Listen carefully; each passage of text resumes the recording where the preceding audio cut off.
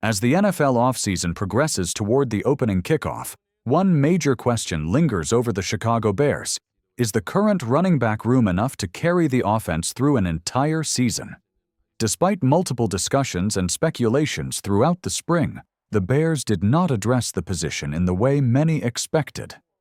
After heavy links to top prospects like Ashton Jeanty and discussions around mid-round talents such as Quinshon Judkins, Caleb Johnson, and Trevayon Henderson, the Bears ultimately waited until the 7th round to select Kyle Monangai. The late pick, while appreciated, hasn't convinced everyone that the backfield is truly settled. The Bears' running back depth chart currently features DeAndre Swift as the projected starter, with Roschon Johnson and rookie Monangai providing support. Yet there is a clear sentiment, both within team circles and the broader fan base, that a veteran presence or a more proven commodity could be essential to balancing out the offense, especially under a new-look scheme built around ball control and versatility. To that end, attention now turns to 3 possible avenues the Bears could pursue to bolster the position before Week 1: free agency, trade opportunities, and capitalizing on surprise roster cuts around the league. Free agents still on the market. Among the available free agents, 2 names continue to stand out: Nick Chubb and J.K. Dobbins. Chubb remains one of the league's most physically imposing runners when healthy. The question, however, centers on whether he is truly back to full strength. While off-season workouts have shown promising signs, the reality of planting, cutting, and accelerating against live defenses is another challenge altogether. Assuming he clears a medical evaluation, Chubb could bring immediate credibility to the backfield. A contract structured with performance incentives, perhaps in the range of $3 million with escalators up to $5 million, would be a calculated gamble worth considering. Dobbins, meanwhile, presents a slightly different profile. The 26-year-old has flashed game-breaking potential when healthy and enjoyed a brief resurgence early last season with consecutive 100-yard games. Unfortunately, injuries once again limited his consistency. Despite that, he remains a viable option with good hands out of the backfield and a slightly more explosive gear than Chubb at this stage. However, he may lack the physical presence that would complement Swift's more elusive style. Gus Edwards, another name familiar to fans of AFC North football, also remains unsigned. Now more of a short yardage specialist than a 3-down option, Edwards could serve a purpose in a rotation. Yet the decision to bring him in likely hinges on whether he's seen as an upgrade over Roschon Johnson. Jamal Williams offers familiarity with Bears' offensive staff and had his most productive season in 2022 under Ben Johnson's play calling.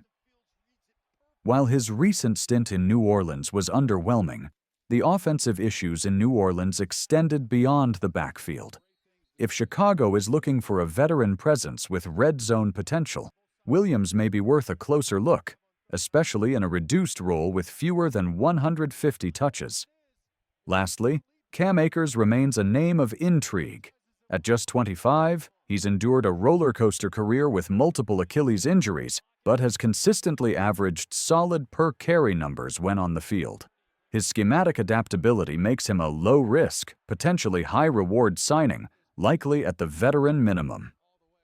Should the Bears look beyond free agency, the trade market features several compelling options, none more notable than a pair of young backs in Seattle.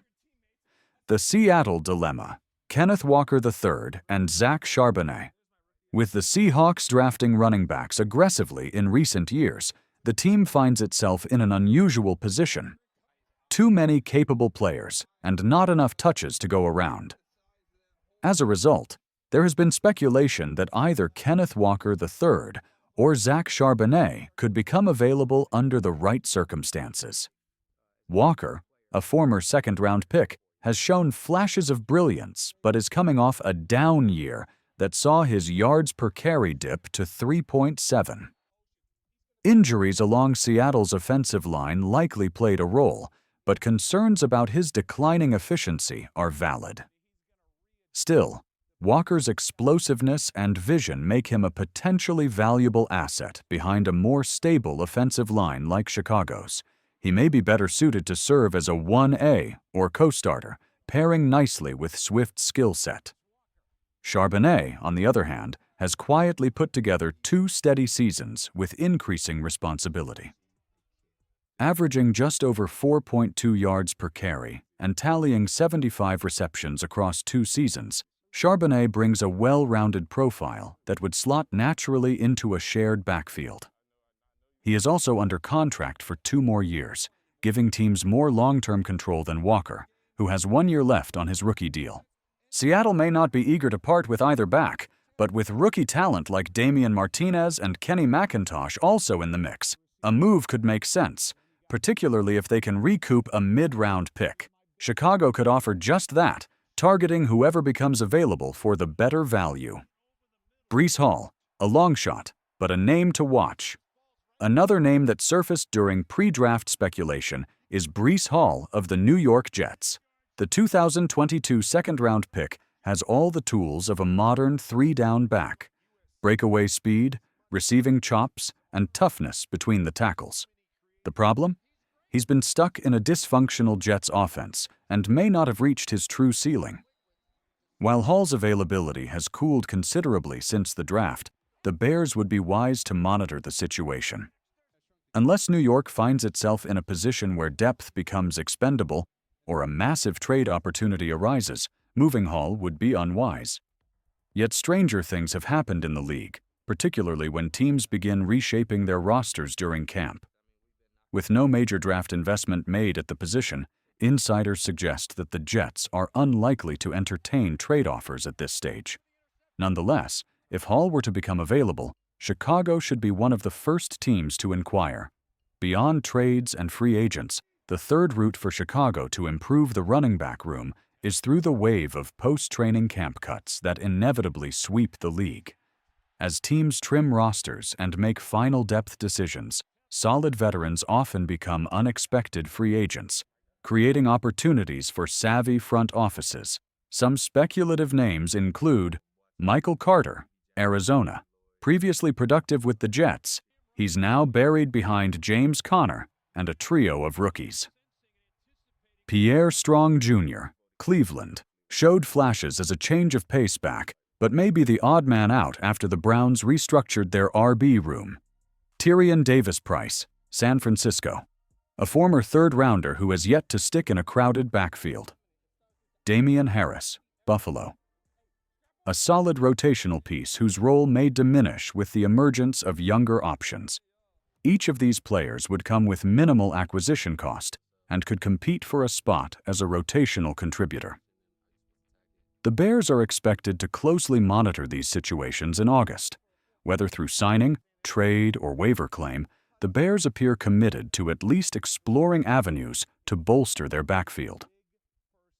While the current trio of Swift, Johnson, and Monangai offers potential, the grind of a 17-game season, particularly in an offense expected to run heavily, demands depth and diversity of skill sets. Adding a bruiser like Nick Chubb or Gus Edwards would help in short yardage situations. Bringing in a pass-catching complement such as Charbonnet or Dobbins could expand the playbook. And acquiring a dynamic all-around threat like Breece Hall, however unlikely, could elevate the offense entirely. In the coming weeks, all eyes will be on training camp developments and front office maneuvering. One thing is clear, the Bears know they can't afford to take any chances at one of the most physically demanding positions in football.